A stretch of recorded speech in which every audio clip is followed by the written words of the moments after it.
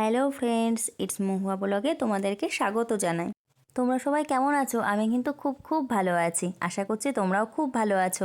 আজ চলে এসেছি নতুন একটা রেসিপি নিয়ে। নতুন রেসিপি বলতে আলুর দম, কিন্তু তার মধ্যেই আছে টুইস্ট। আলুর দম তো আমরা অনেকভাবে ট্রাই করেছি, মশলা দিয়ে, নিরামিষ, বিভিন্ন রকম আমরা ট্রাই করেছি, কিন্তু এই রেসিপিটা একদমই সিম্পল আর খুবই সাদামাটা, কিন্তু তার মধ্যেই দারুণ টেস্ট। বাড়িতে যখন একঘেয়ে মশলা দেওয়া তরকারি খেয়ে আমরা বোরিং হয়ে যাই, তখন স্বাদ ফেরাতে আমরা এরকম নিরামিষ সিম্পল আলুর দম বানিয়ে নিই। চলো রেসিপিটা দেখে নাও, সবাই দেখিয়ে দিই তাড়াতাড়ি।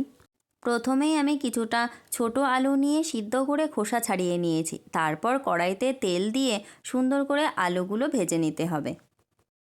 তেলেই আমরা আগে লবণ দিয়ে দিই, তাহলে আর আলু ভাজার সময় আলু পুড়ে যায় না বা কড়াইতে লেগে যায় না।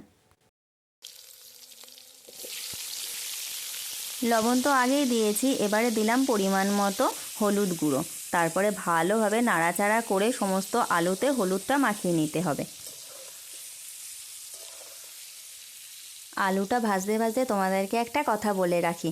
এই দেখো, এই উনুনটা আমরা ছাদে নতুন বানিয়েছি, মা বানিয়েছে। কি সুন্দর না মাটির উনুনটা! আমার তো মাটির উনুনে রান্না করতে অনেক দিন থেকে ইচ্ছা করছিল, তো ছাদে বানিয়ে নিলাম। শীতের সময় রৌদ্রের মধ্যে রান্না করতেও খুব ভালো লাগে, খুব মজা পাই। আলুটা কিন্তু তোমরা প্রেসারেও একটা সিটি দিয়ে সিদ্ধ করে নিতে পারো। আমরা যখন ছাদের উপরে রান্না করছি তখন সমস্তটাই এই কড়াইতে করলাম, আর প্রেসারে সিটি মারলাম না। দেখো, আলুগুলো আমার সুন্দর করে লাল লাল করে ভাজা হয়ে গেছে।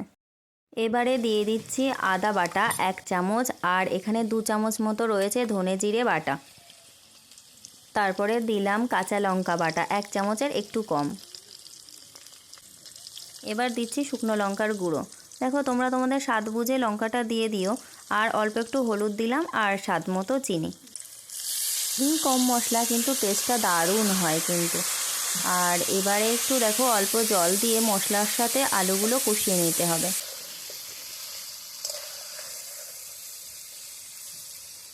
এই সময় বেশি কিন্তু জাল দেওয়া যাবে না, আঁচটা কমিয়ে রেখে আলুগুলো ধীরে ধীরে ভেজে নিতে হবে। একটু টাইম নিয়ে হাতে আলুগুলো ভাজতে হবে, যাতে মশলাগুলো আলুর মধ্যে সুন্দরভাবে ঢুকে যায়, তাহলে টেস্টটাও কিন্তু দ্বিগুণ বেড়ে যায়। এবার 2-3টে কাঁচা লঙ্কা আমি মাঝখান থেকে ভেঙে দিয়ে দিয়েছি, আর দিয়েছি বেশ কিছুটা পরিমাণ ধনেপাতা। ধনেপাতা কিন্তু বেশ কিছুটা পরিমাণে দিতে হবে, এটাতে কিন্তু কিপটেমি করলে চলবে না।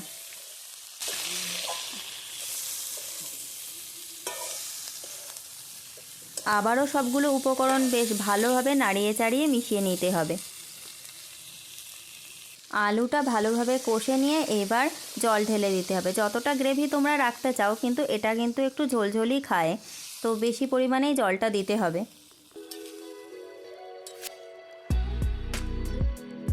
জলটা দেওয়ার পর আবারও খুন্তি দিয়ে বেশ ভালোভাবে নাড়িয়ে চাড়িয়ে নিতে হবে।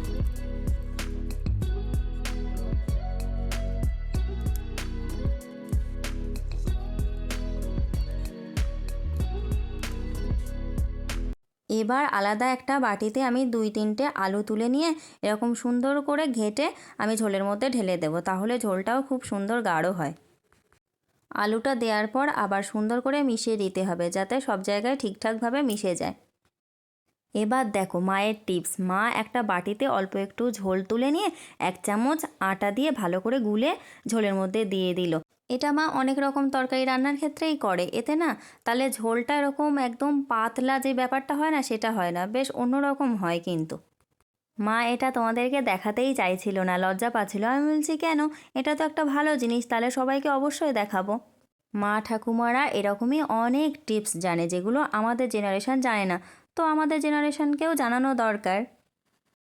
আর কিছু দেওয়ার দরকার নেই, ব্যাস এবার ভালো করে ফুটে উঠলেই নামিয়ে নিলে হয়ে গেল আমাদের গরম গরম আলুর দম ধনেপাতা দিয়ে। তো আমার এই ভিডিওটা দেখে যদি তোমাদের কিছু ভালো লাগে, অবশ্যই লাইক করে দিও, আর সাবস্ক্রাইব করতে ভুলো না কিন্তু। টাটা।